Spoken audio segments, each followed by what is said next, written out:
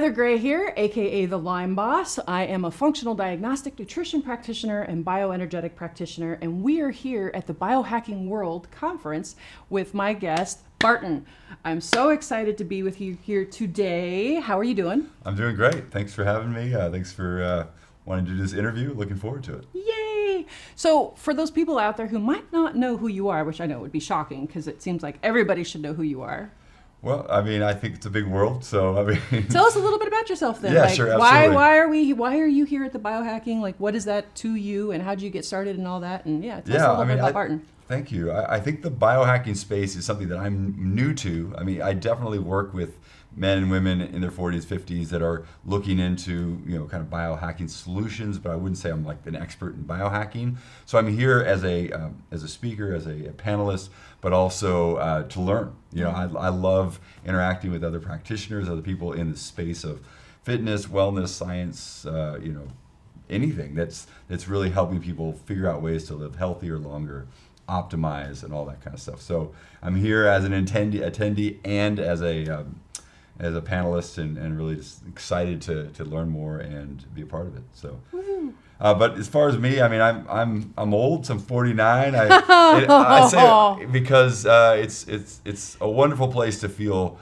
49, feel very healthy, feel very since optimized and not struggling with a lot of things that my clients are working on and getting better at, and so it's fun to be in this place where it's almost like a half a century, which is a cool number, and I just love my life and I love what I'm doing, and I think I'm really put on this earth to do what I'm doing today, and so that feels really good. That's awesome. So you have a podcast. What is that? I do. I have a podcast called the Mindset Forge podcast, really about helping men 40 to 60 maximize their life. And it's about mindset, it's about strength training, it's about optimization of all the different things that make us healthier. And I've been 110 episodes. That's awesome. And just been a fun ride for the last 4 years. Kind of a COVID concept, like, what am I going to do? I'm bored. I love podcasts. I'll start a podcast. Like 1 million other people decided to do it at the same time. I just put out my 100th episode last week. Congratulations. So, all right. Right there you go. So why men? Like, where are they lacking that you felt like they need support? Yeah, I mean, I think it's understanding all of it. I mean, I think there's especially as a married man with a son who's almost 10. I kind of started we started having kids later in life. I was just gonna say, mine's 20. I'm like, how do you have a 10-year-old? Some people are like 49 and they have like grandkids already. Like, yeah, wait, what? So I mean, I think everyone goes. If you have kids, you may it doesn't mean that at your age, at 49 or something like that you're. I'm 46. You're 49. I'm 46. No, I know. Don't put me there yet. Totally fair. Didn't want to put you on at the 49. At 46, 49 feels very different. It's a very young. 45, 46. I felt more like 40, and 48, 49. I'm like, I've got to tighten up things and do even better.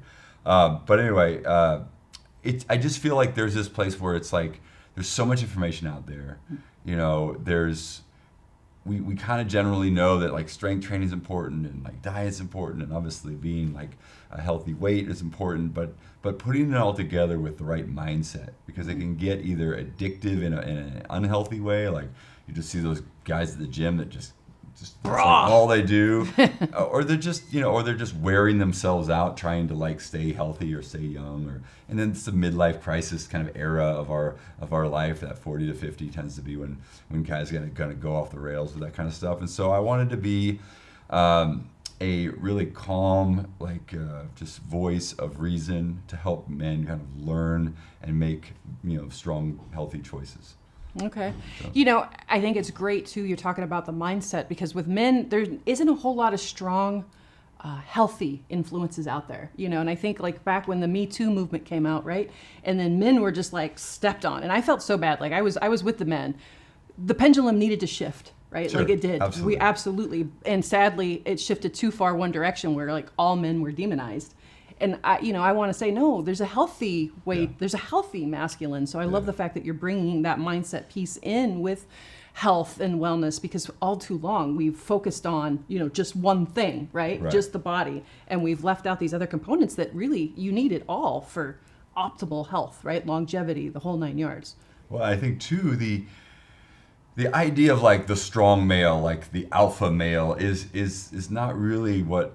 I mean, it may be an idea of what some certain men aspire to be, but a lot of that's just out of like insecurity and like kind of the naive thought. Well, if I look that way, then I'll feel a certain way, or I'll be a certain type of man, right? People will take me seriously, or find me attractive, or whatever the thing is that they feel they're lacking, right? And so I think that but the problem is that you do find, especially with social media and such, you find these kind of alpha type personality types that are far exaggerated, right? And they're it's not really what men actually want to be. I think because I mean we want healthy relationships, connectivity, intimacy, all those things.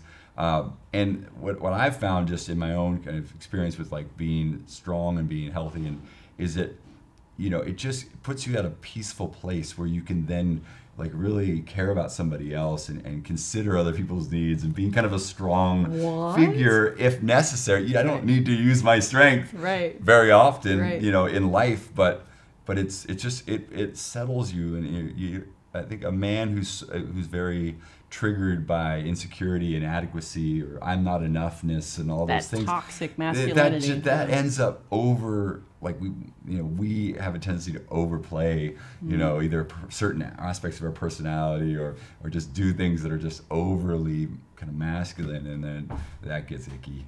I think men can be so tender-hearted, and I love this, leading with the heart, and then being that strong masculine person behind that, instead of the other way around, right? Which is what caveman, beat her over the head, drag her off by her hair, right? So where there's no evidence that actually happened. No. I think the women would just kick him out of the tribe. I mean, honestly. But you think about it, like you can send 99% of the men off to war, and 99% of men could die, and as long as you have one male and all the females, your society is going to continue. Like you can't create a society around male dominance where the women are in danger. Right. And so, and that's the limit of my perspective on this. But I do want to say, like, I feel like there is, again, these ideas, these stereotypes that, like, primal man, or some, like, just these kind of generic versions of like alpha man did these things and bossed his wives around and all this kind of stuff. And I lived 2 years in West Africa, and it was a caste system, which means like everyone had a very specific role in that community, and the man was the kind of patriarch of the family, and the woman really like was kind of quote unquote subservient to him. But everything that I experienced living with the family, where she ran everything, and it was awesome because awesome in the sense that, like, when you look from the outside, you're like, oh, that seems really messed up. Like, that's not good, and not that like I'm saying that's good, bad, or anything, but like when you really live with a family and you see the true dynamic of like the family dynamic, the husband, the wife, all the kids, the grandparents, all like. So often it is the woman who is running the show and making all the things happen, and it's I think we tend to underestimate how important that is, and it doesn't mean that every woman should be that. It just means that, like, people find power and purpose and play and strength wherever they need to have that. And so absolutely. Anyway, like, you would think, oh, this kind of Black African society in the middle of nowhere, and like these men are very strong and capable, they would be kind of more kind of tribal or not at all, the exact opposite. Fascinating. Yeah. So what are some things that you think that men past their mid 40s need to know, like, that's not being heard out there? What are some of the messages that you kind of want to get out to men, in midlife? I think we get in trouble when we start to prioritize one thing, and I think that could be, people that prioritize strength training only, like, what about sleep? What about cardio? What about mobility? Yep. I think, you get farther down the road, 40s and 50s, you're just worried about, like, just being kind of a lesser version of your 25-year-old self. But if you get into your 60s and 70s, you start to worry about like falling and breaking your hip, and you hear some of those things, or grip strength becomes important, because that's actual your vitality is like kind of you're losing that. And so I think in your 40s and 50s, you want to look at, okay, what are the things that are going to matter 20, 30, 40 years from now, right? Like, yes, it may be very motivating for you to look like the way you looked when you were 30 and you had a six-pack and you went to Cancun for a week and you were the, well, cat's pajamas. It's that automatic, I forgot a word. That automatic gratification, yeah. right? That instant gratification, Totally. right? And that's what's great about putting on muscles. Can you get that instant gratification? But no one's thinking about 10, 20, 30 years from now. And really, you've got to set that stage up before that 10, 20, 30 years from now hits, right? And it doesn't mean stop doing like cool exercises that you like to do. Absolutely. I mean, you got to be motivated to strength train. And so if you like to bench press or squat or whatever, do it. But just remember that like hanging from a pull-up bar, carrying dumbbells around and do farmer's carries or suitcase carries, or being able to plank for a long period of time, or balance work, or decelerating the knee joint by like stepping slowly down off a bench or a step. Like those are really great ways. Easy to do, take a few minutes, you pepper them into your week, kind of like movement vitamins, as I like to call them. Shout out to Cody Hill, who movement vitamins, I like that. Movement vitamins. But little things that you can do that are going to long-term improve your overall health, that aren't going to take a lot of time in your workout, but are going to, at this age, especially, when I say this age, 40 to 60, are going to make a significant difference in how you feel and how your body is kind of stimulated to say, oh, he's carrying heavy weights, he's doing these things, he's working on these different parts of his body. He must be still like, in a sense, like doing manual labor.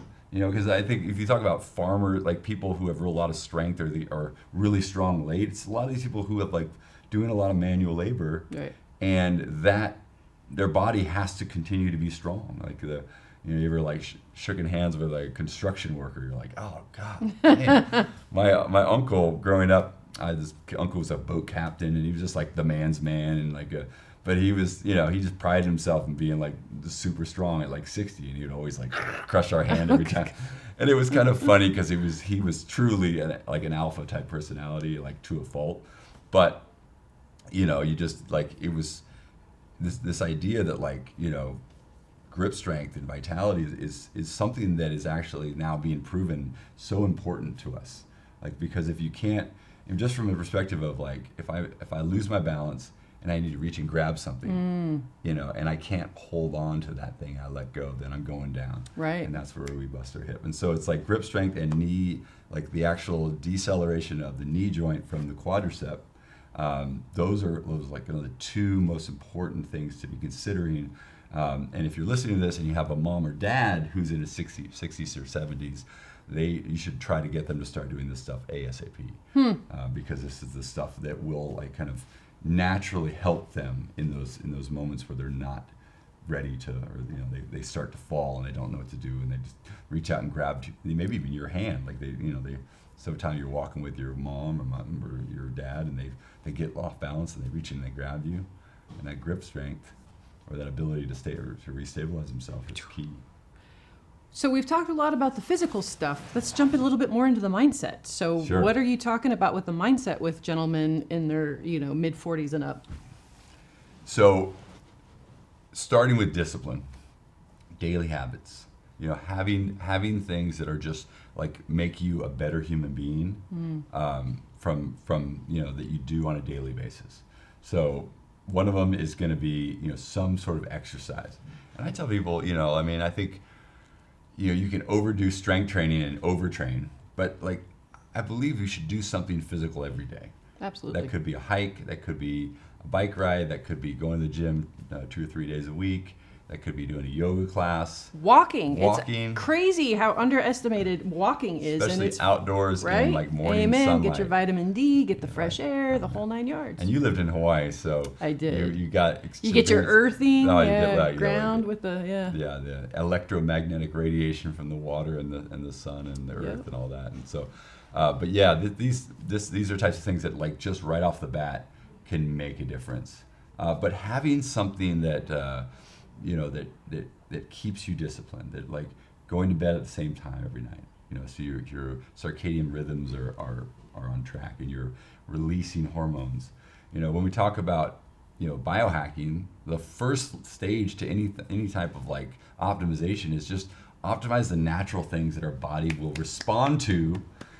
You know, like go back to living like humans. I mean, sorry, what? Yeah, I mean, and this so I mean, the cold plunging sauna like explosion that's happened in the last, you know, every single influencer on social media has a cold plunge thing that they've done, and like, you know, they probably and all that's fine. It's all great. I actually love cold plunging too, but there's nothing that will help you recover and create better health than just getting a great 8.5 hours of sleep a night.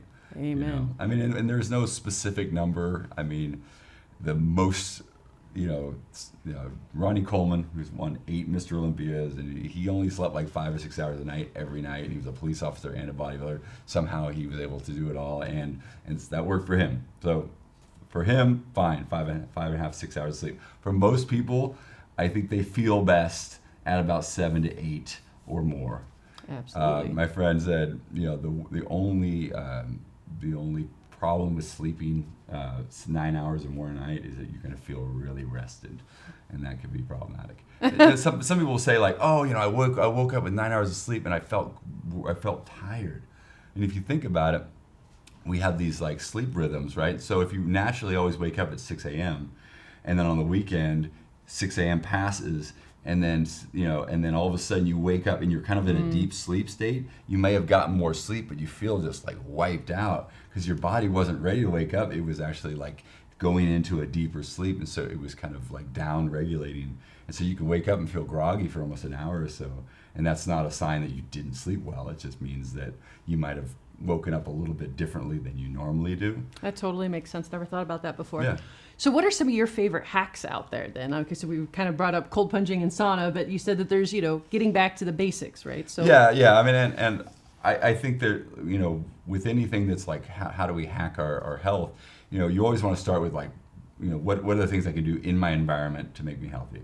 So the first thing is we got to eat well, right? And this is the problem with diet, is like, it's like a religion. It's like I got the vegans over here, I got the carnivores over here, and I've got. Is it crazy that we're the ketos only animals that have to be taught how to eat? Like everything else, you know, species-wise knows what, you know, a horse eats grass. You know, they don't have to be confused. It's so confusing. It Not is to confusing. me. I'm a functional diagnostic nutrition practitioner, but it still blows my But brain. I mean, you know, and I think so the answer is not like I'm going to tell you the thing to eat. I think everybody's different, but it's really interesting. I think, you know, you talk about like, well, there's calories in, there's macros, there's like whole organic versus like, versus highly processed. Like, where do we start? Where do we go? And I just, there's a cool study that I really thought made a lot of sense. And it took a group of people and it said, you're going to eat 80% highly processed foods. And just wait. It's okay. I'm like, sorry, I couldn't. I know, My it's like, face, I was like, I couldn't hide it. That's a terrible study. I was like, oh my God. But listen, so for like 3 weeks, they ate highly processed foods, and they said just stop eating when you feel generally full. Mm-hmm. Like there was no like calorie counting. They actually knew how much they were giving them, but the people got to stop when they wanted to stop. Okay, and they did it for 3 weeks. Those people in general gained about 0.5 pound a week of body fat from that study. Okay. Same study, 3 weeks, did 80 to 90% whole foods like vegetables and whole grains and you know, lean protein, things like that. And same thing, just eat until you're generally full, right? Those people lost about 0.5 pound of body fat in general over the course of that 3 weeks. Thank God. And yeah, but so what does that tell me? It tells me just, you know, well, first of all, you know, highly processed foods, not the best, and that's not, you know, new science. We know that, right? But the idea behind that is like you can't even tell how much food you're eating until it's almost too late. Right. Like you've ingested so many calories before you even like recognize the fact that you're full. Well, and all the preservatives and stuff that are there to trick your body into eating more, so it'll shut off a lot of those switches that tell you, hey, you're you're full, stop eating. Right? Like, there's a reason it's called junk food. Yeah. And I mean, our body is an incredible organism of like regenerating all our cells, and they need proteins and all these things for the mitochondria to be able to like replicate. And all it's amazing, right? And if we're putting junk in our body, garbage in, garbage out, and they're saying, hey, go do your magic, it's just not going to go well. Right. Even if you're working out, even if you're going on walks, even if you're getting sunlight and doing cold plunges and all the things, like if you're putting crap in your body, you're probably that's the missing link. So I always ask my clients to look at their life, and kind of rate how they're doing on sleep, how they're doing on like exercise, strength training, how they're doing on food intake, and just trying to get a sense for where they're doing well already, and kind of like let's keep doing that, or maybe even get better at that since they're already kind of good at that. And that the things that they're deficient or I feel like they could be better, let's set some very kind of like easy goals to achieve. If I sleep 5.5 hours a night and I'm super stressed out and I'm not recovering, and my trainer tells me to like go to sleep 8 hours a night starting tomorrow, like that's probably not going to happen. But if we look at the whole week and say, okay, 5 hours times 7, that's 35 hours of sleep a week. Okay, let's go for 40. Let's see if we can get 40 hours of sleep this week, which may mean 5 hours, 5 hours, 6 hours, 5 hours, 5 hours, 8 hours, 5, like it just in the course of the week, where can we just add 15, 20 minutes, maybe an hour extra, and just prioritize sleep and make it like a bigger part of our health. Sleep is my religion. Like I've been dealing with a deviated septum, and I'm only getting like my oxygen is dropping to like 82% in the middle of the night. Okay. Like it's seriously brain damage. It really is. And the struggle is real. That's part of the reason why I've been forgetting words during some of this interview too. But no, I can't get over. So only a couple nights in a row of no sleep, and I completely lost my shit. Like, it was used as a form of torture. Absolutely. For the longest time. Like people don't realize. And when I was young, I used to say it too. I'll sleep when I'm dead. There's nothing that's going to bring you to that funeral that much faster if you're not getting the right kind of sleep and enough sleep. Yeah. So what else do you like to have people, middle-aged men and up, dial in that are often overlooked, right? Yeah, I think it's so much of anything. Anyone can go on a crash diet and lose weight. Anybody can I'll take Cancun because everybody in Texas goes to Cancun. But like, I've got a Cancun trip. I want to look good. I'm gonna get board shorts ready or whatever. Like whatever look they're trying. And anyone can have that external motivation for a short period of time, a wedding, whatever, like, I'm turning 50. That's a great motivator. It's a high school reunion. Yeah, I had that last year, 30 year. Oh, that was fun. But anything that's externally motivating you is okay as long as, and that's what I tell my clients, if you have an external motivation, great, let's use it. But what we need to do in the course of those months to get there is create the internal disciplines, so that when you come back from the wedding or the vacation or whatever, that you can go right back into those habits and those disciplines that you built and developed. So that's a great question. So many people have a hard time with that discipline part. So how do you build discipline where you might not? It's not a muscle to you, right? It's not something that you're used to. Yeah. How do you go about with that, with the mindset piece and building discipline? Like, what are some of the shortcuts to that, if there are? I mean, that's a tough one. I mean, because I think when it gets down to like why someone is successful in whatever the thing they do versus somebody else, usually discipline and daily and effort is probably the biggest indicator. I mean, because everyone's going to have obstacles, whether it's an injury or something comes up, or life. If you have a kid, there's always going to be something. It's like you don't live in a bubble. You're not a college student again where you can just like completely control all aspects of your life. So if you're for most people, you just have to anticipate those things are going to happen, and so you have to build the small daily habits. And what I always tell people is don't bite off more than you can chew. Like take small habits and grow them after you feel comfortable having done them. So, yeah, example of that, I need more vegetables. Okay, how about one meal a day you get vegetables? So maybe that's just putting like a handful of spinach into your smoothie after your workout. If you're doing you're just saying, I already do a smoothie, let me add some spinach, or let me add some some vegetable into that thing, so that and then do that for a week, be successful at that, and then add another. Versus like, oh, my doctor says my blood work sucks, I gotta fix this, I'm going vegan, right? Like, but this is how we get so I can be a little on the all or nothing type of person. I'm a Band-Aid type of girl, and so I do that, but I realize there's a softer, gentler way, right, to keep people on the compliance, because it is all about the small wins. All the small wins add up over time, right? And if it takes you 4 months, 6 months, a year to put all these habits into place, you'll look back and go, holy shit, look at all these habits are in place. And unlike me, like I'm like, do it all once, but it's a little different these days. You are everybody. Like that, you're saying what people that are watching this are going to be nodding their head and be like, that's me too, right? Like that's most people, right? We want, I want to feel better, look better now. Yeah, we want some, and that's the challenge of even the concept of biohacking, like is like.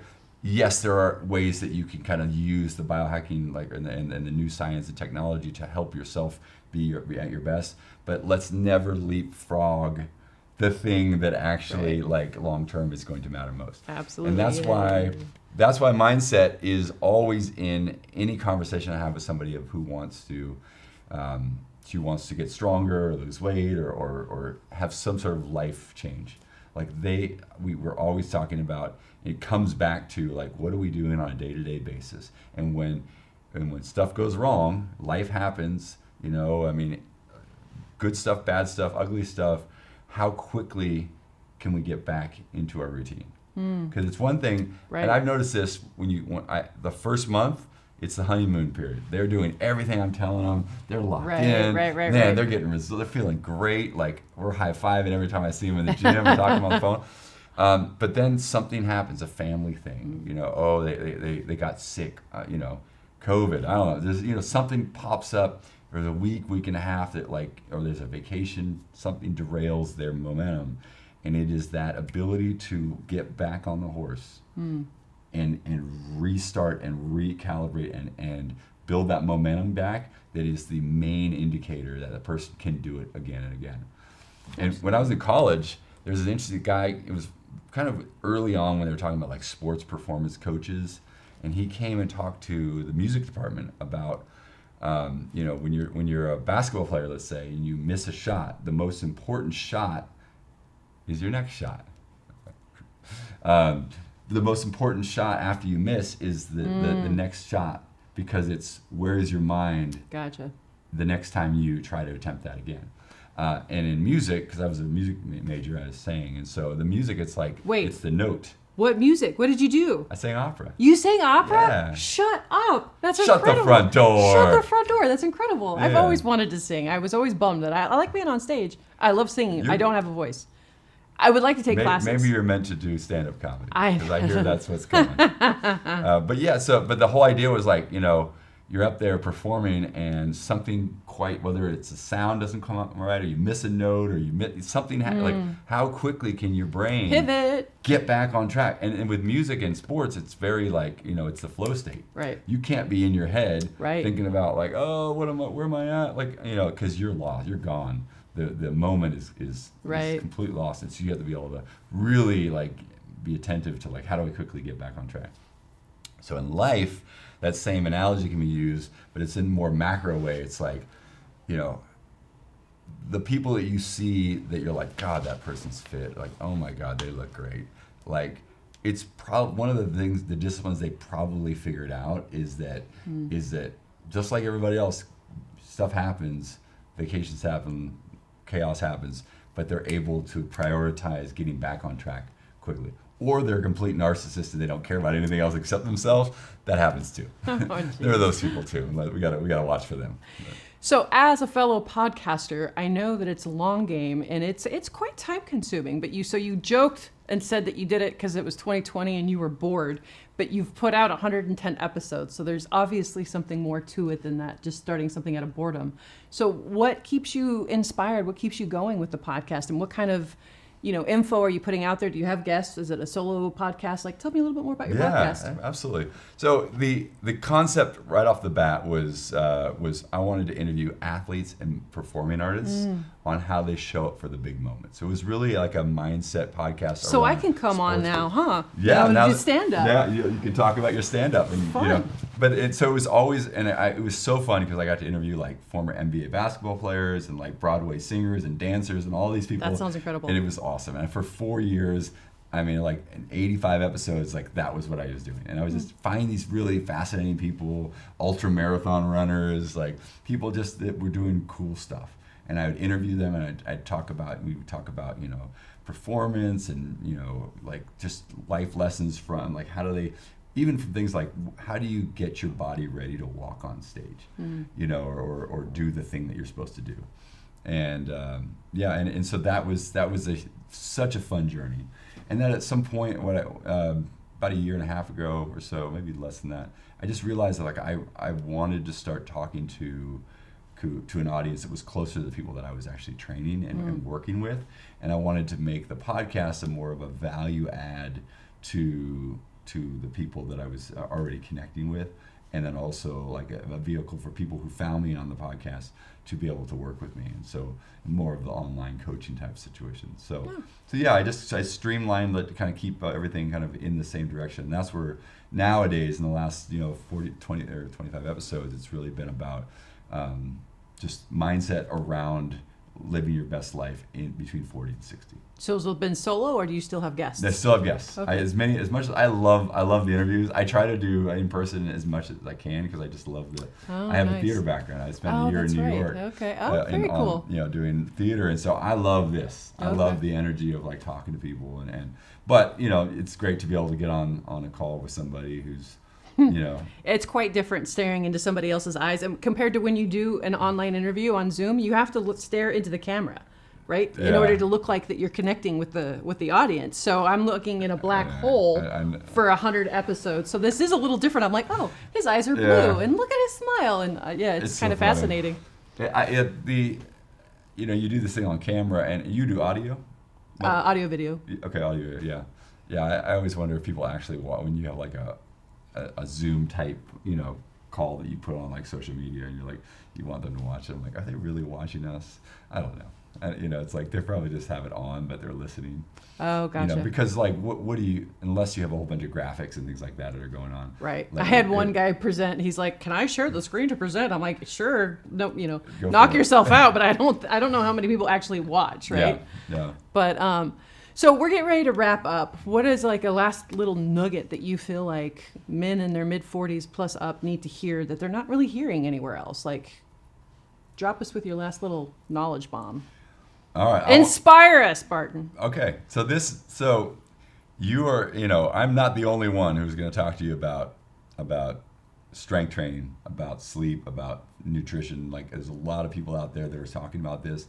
I think the two simple hacks that I want you to do is, men, we get so dang tight, and I just see so much postural stuff, and guys want to bench press because somebody told them that's cool, and big chests and all that kind of stuff, but tight shoulders, rotator cuff issues, hips, if we're not doing yoga or some sort of stretching routine, I have become a complete obsessed with yoga. That's awesome. And the thing about yoga you gotta be careful of is like some yoga is like hard, like it's flow, you're doing all this stuff. I mean, you'll just die, it's drenched, and it can be just as stressful as a strength training Absolutely. workout. So you have to be a little bit, I recommend, especially if you're trying out yoga, is like find like an easy yoga class where it's more like holding postures and just very like introductory. Even if you think you want to jump into those funner, more fun classes with the heat and all that kind of stuff, I would use it for recovery and mobility. Turn your yoga mat into a slip and slide. And here's why. I'm not saying you should become a yogi. I'm just saying if you do yoga a couple of times, like sprinkle them in between your strength training workouts, you're gonna feel awesome for your strength training workout. So they really help each other out. And the other one is 12 hugs a day. My yoga 12 instructor hugs a day. was I talking love about. And guys are terrible. We don't like. I was gonna say, men. It's sad the connection lack that you guys have. It's right? a lot of this, Right? But yeah, like I mean, and obviously if you got young kids, you can hug them more. But yeah, I think we just don't realize how important connection is. Physical touch. So yeah, I mean, and if you're married, your wife, just intimacy. Come on, guys. Absolutely. Give her a hug. I love it. Whisper in her ear. Tell her you love her. Yay. So anyway, that's my biohacking hack concepts for you right there. They're a little bit more environmentally easy to do, but I really feel like if we start there and then we get into some of the other technology and stuff that's out there, we're gonna just really take it to the next level instead of leapfrog and never really have a foundation of true health. I'm a big fan of laying the foundations down. Do not pass go. Do not collect $200, right? Get those foundations down. So thank you so much for bringing that up. And it's been an honor to be with you here today. I'm so happy to meet you. And everybody else, thank you from the Biohackers world.